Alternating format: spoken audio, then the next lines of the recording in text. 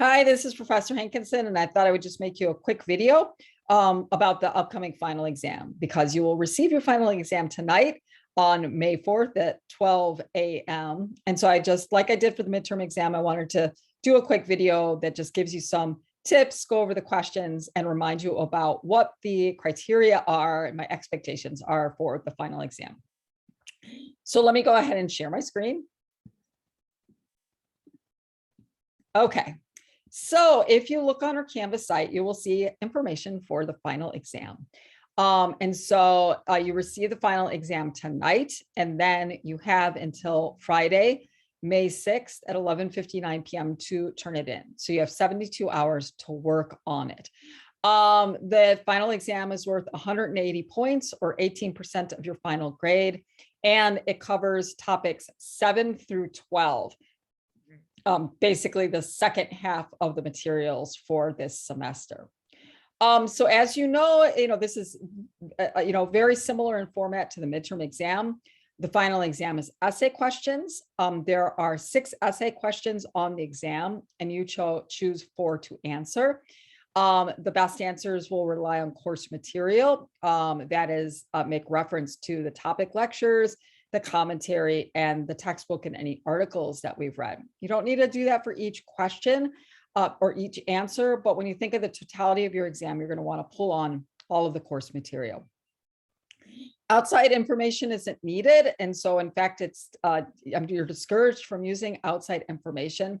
Everything you need to answer the questions is included in course material. The maximum length of the exam should be about 8 double-spaced typed pages. So about 2 pages for each answer. A little bit less is okay, a little bit more is okay. But make sure that you develop your answers and answer all the prompts for the question, okay? And so answer the prompts for each of the question, develop your answers, proofread them, make sure there aren't errors in it, that it's easy to follow, and make sure that you use paragraphs so that it's not just a big clunk of information. As with the midterm exam, if you're referencing, as you should, lectures, articles, or the textbook, you can just make in-text citations like We the People, page 123, or topic 8 commentary, and you don't need to have like a full-fledged bibliography or anything. I know basically what the material is.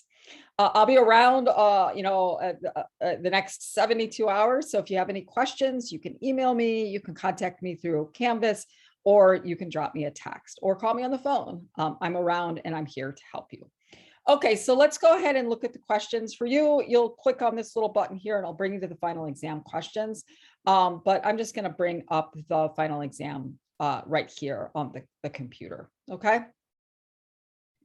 Okay, so as I mentioned, make sure that you save this to before you start working on it, make sure you save it. And that since this is the final exam, I know that some students will read the comments for the final exam. Other students just look at their grade and then just move on and get ready for the summer. Okay, not that it feels like summer anywhere in Wisconsin, at least not where I'm living. But anyways, if you want comments, make sure you tell me that you want comments. Either put it on the top of your exam or leave it in the comments in Canvas when you upload your exam. Just say, I'd love comments, or I'd like comments. I'm more than happy to give you comments to let you know how you did on the exam. But I've been around the block and I know a lot of students don't read comments for finals. And so I don't want to make comments that students aren't going to read. So let me know and I will give you comments if you want them. Okay, so here are the 6 questions, and that you'll choose 4 of these. Make sure that you include the questions at the start of the answer, as I mentioned for the midterm exam. It's important to have the question there so that you can reference it and make sure you're answering all the prompts. It also makes it easier for me to grade. The first question has to do with the presidency, and it says that the Constitution grants many different powers to the president. First, explain the difference between expressed, implied, inherent, and delegated powers of the presidency. Next, considering only the express powers, okay, to choose 2 powers that you think are most essential to a successful presidency. In other words, if you are the president and you could only choose 2 express powers to do your job, which would you choose and why? Explain. And on the flip side, identify and describe 1 express power that you feel like you could do without, that's less essential to your job, and explain your choice. And the best answers will briefly describe the expressed powers in that you selected. Okay. So there's no right answer here. Just you think about which are the best the two that you feel like you really need if you're president to do your job. And then also the one you may not need. And so this is, sort of assessing your ability to understand what the job of the presidency is, as well as the powers that are in the Constitution that let the president do their job. Okay, the next one has to do with the Supreme Court. And the Supreme Court has been in the news a lot in the last 24 hours because a leaked draft opinion for a case having to do with abortion that could potentially overturn Roe v. Wade was leaked to Politico. So you've probably been hearing a lot about the Supreme Court in the last 24 hours. So this has to do with the powers of the Supreme Court and the power of judicial review. And so explain the concept of judicial review as it relates to the Supreme Court, identify the Supreme Court case that establishes judicial review, and briefly describe the facts of the case and the decision. The textbook provides several categories of judicial review in action. Explain the way the Supreme Court exercises judicial review at the federal and at the state level, making sure to identify specific examples in your answer. And then sort of the critical thinking prompt here is the question having to do with, is judicial review good or bad for democratic government? And so finally, in what way is judicial review beneficial to democratic governance? And in what way is it detrimental? And on the whole, do you think judicial review is more beneficial than detrimental to democratic governance? Again, there's no right answer for that. It's just how well you argue about the power of judicial review and whether that's a good thing for democracy. Question 3 has to do with political values and political ideology. First, in your own words, define political values and political ideologies. And what I mean by your own words, I mean like, paraphrase what you've learned this semester from the textbook and from lectures. Just don't cut and paste. I want you to demonstrate that you understand what these concepts mean. Explain the similarities and differences between political values and political ideology. What's the relationship between these two concepts? Next, I want you to describe the main characteristics and values that define the two dominant ideologies in the United States, liberalism and conservatism.